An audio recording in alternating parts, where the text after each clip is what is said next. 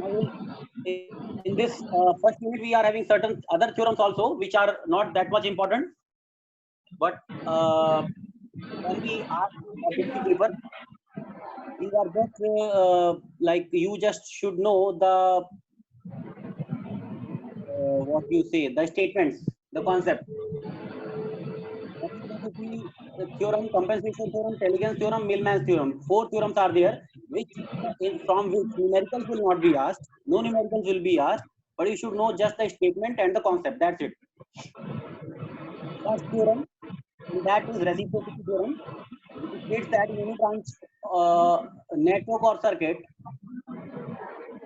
the current due to a single source of voltage V in the network is equal to the current through that branch in which the source was originally placed, and the source is again put in the branch in which the current was originally obtained. ठीक है, तो ये ऐसे समझ में नहीं आएगा. Just see the next slide. This one. Now you can understand it. What it says, like the voltage source was here, and the current due to that is I. So reciprocity theorem says that if I interchange their locations, if I interchange means if now voltage source is here, then same current I will flow here. Okay. This is reciprocity theorem. You can go to this link. This is a very good website, Circuit Globe. Okay, and you can always know about all these four theorems, what I am discussing. But reciprocity theorem says that this thing that in any branch or network or circuit, the current due to single source of voltage in the network is equal to the current through that branch in which the source was originally placed, when the source is again put in the branch in which the current was originally obtained. Okay. So, in other words, it can be written as, we can state that reciprocity theorem as when the places of voltage and current source in any network are interchanged, the amount or magnitude of current and voltage flowing in the circuit remains same. So this is better. Okay. So if the location is interchanged, we can get same voltage and current. That is the reciprocity theorem, reciprocal. Okay. Next is compensation theorem. What compensation theorem says is that in a linear time invariant network, when the resistance R of an uncoupled branch carrying a current I is changed by delta R. Okay. Like here in the circuit, if RL is there and I change RL by a small amount, delta R.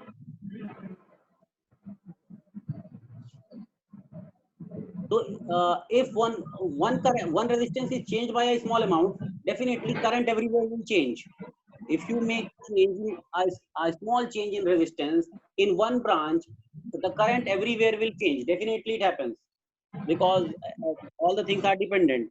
Even a small change in resistance in one branch will be affecting the current in all the branches. So the current in all branches would change and can be obtained by assuming that an ideal voltage source VC has been connected such that VC is equal to I delta R.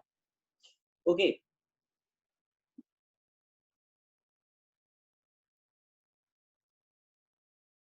So the thing is,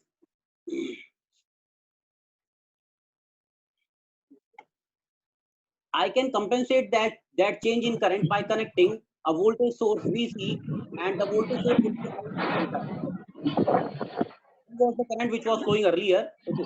So that if you want to find what change has been happened, okay, what change in the current has happened, that we can find with the help of a compensation theorem.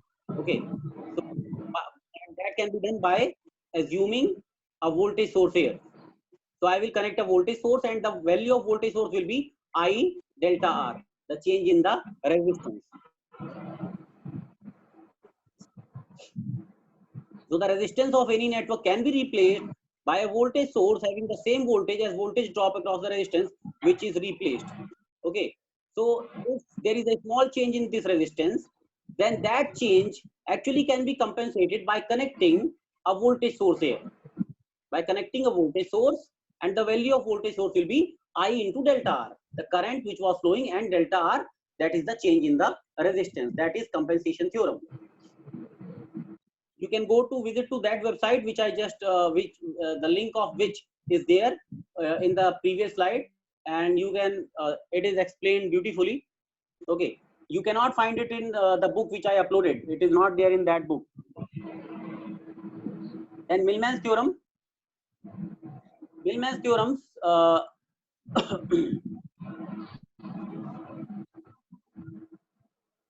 It is easy one.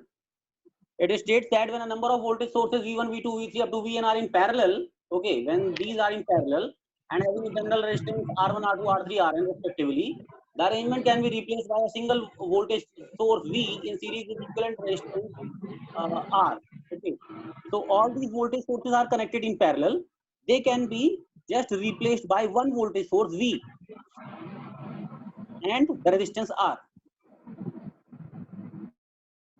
Okay, so this is possible with the help of Millman's theorem. We are not going into the detail of this and we are not going into the procedure, but you should know what is the statement of Millman's theorem. So it determines the voltage across parallel branches of the circuit which have more than one voltage sources. Okay, so if four voltage sources are there, they are connected in parallel, each is having some resistance. So definitely we can we can reduce it by just one voltage source and a series resistance with that, and that is much helpful, very helpful in solving networks, complicated circuits. Applications. It is not like that they are not having applications. There are applications. Okay. Last one is Teligens's theorem. Teligens's theorem says that the summation of power delivered is zero for each branch of an electrical network at any given instant of time. That is, net power will be zero. Power delivered is equal to power absorbed. Net power will be zero. Or destroyed.